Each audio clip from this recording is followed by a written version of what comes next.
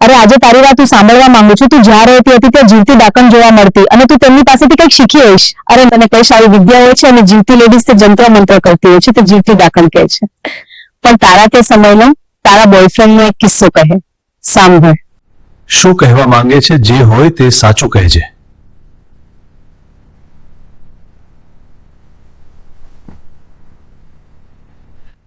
અરે મારી ઉપર ટેન્શન આવી ગયું. તમે કેમ નારાજ થાવ છો? હું તમને ફોન નથી કરતી. બોલો, તે દિવસે છોકરી જોવા મોકલેલા. હું સવારે નોકરી જાઉં છું પણ ત્યાં પાણી પણ પીતી નથી, ત્યાં વોશરૂમની વ્યવસ્થા નથી.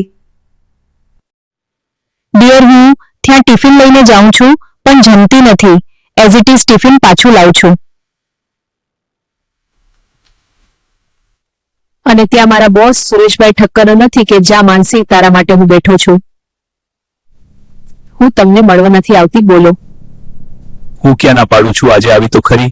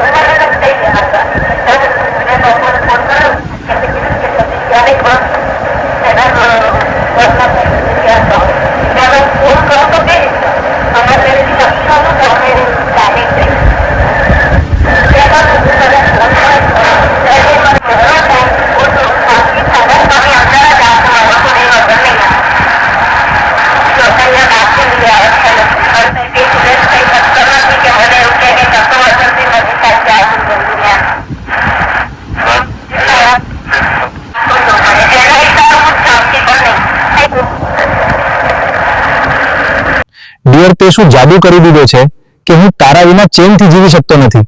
હા, હવે તને ખબર પડી? હા, તારા જેવી જાદુગરની બીજી કોઈ નથી. જા રે, બસ કર. તમારા ત્યાં મારી જોબ હતી તો સારું હતું, પણ તમારી પણ મજબૂરી હતી તો મને જોબ છોડવી પડી. તમને મળવા હું પણ ખૂબ ચાહું છું, પણ લેડીઝની ઘણી મજબૂરી હોય તો શું કરું?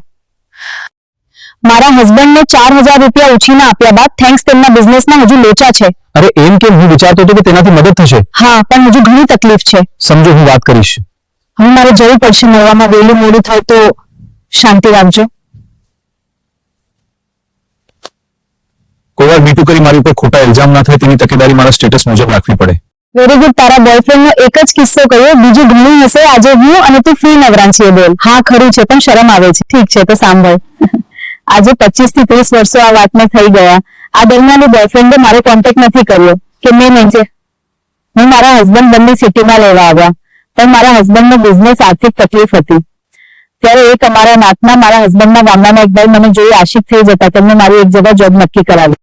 મારી જોબ હતી તે ઓનર. મારા બોસ મને પહેલેથી ગમવા લાગેલા હિસાબ માટે બાજુની ખુરશીમાં બેસતા. ખરેખર તમને તે ઓનર ગમે છે? હા, તેમની સાથે બેસવું ખૂબ સારું લાગતું. તેઓ જયારે હિસાબ નોટબુકમાં કરતા ત્યારે મેં જાણી જોઈને તેમને મારી બોડીનો પ્રાઇવેટ પાર્ટ ટચ કરી હિસાબ બનાવતી. મારા પ્રાઇવેટ પાર્ટ ટચથી હું તેમને મારા બનાવવા કોશિશ કરતી. વાહ, તમે તો સીધી જ હિંમતવાળી છો. તમારું સાસરું ગામડાનું, ત્યાં પણ તમે પહેલા વાત થઈ તેમ જીવતી ડાકણ પાસે ઘણી વિદ્યા જાણેલી ખરું ને? હા, એ તો ખરું. આકર્ષણ થાય તેવી એક ખાસ વિદ્યા મેં જાણેલી. તેમાં મંત્રેલા ઘઉંને અમારા બોસના પોકેટમાં નાખી દેલા. એટલે જ તમે નોકરી છોડ્યા બાદ પણ તમારા બોસ પણ તમારી પાછળ ગાંડા થઈ ગયા. હેલો, હા બોલો. શું આવવું પડશે? સારું, આવું છું.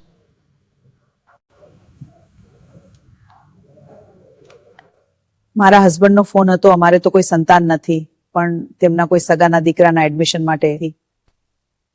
હવે આગળની પૂરી સ્ટોરી માટે મારે ઇંતજાર કરવો પડશે.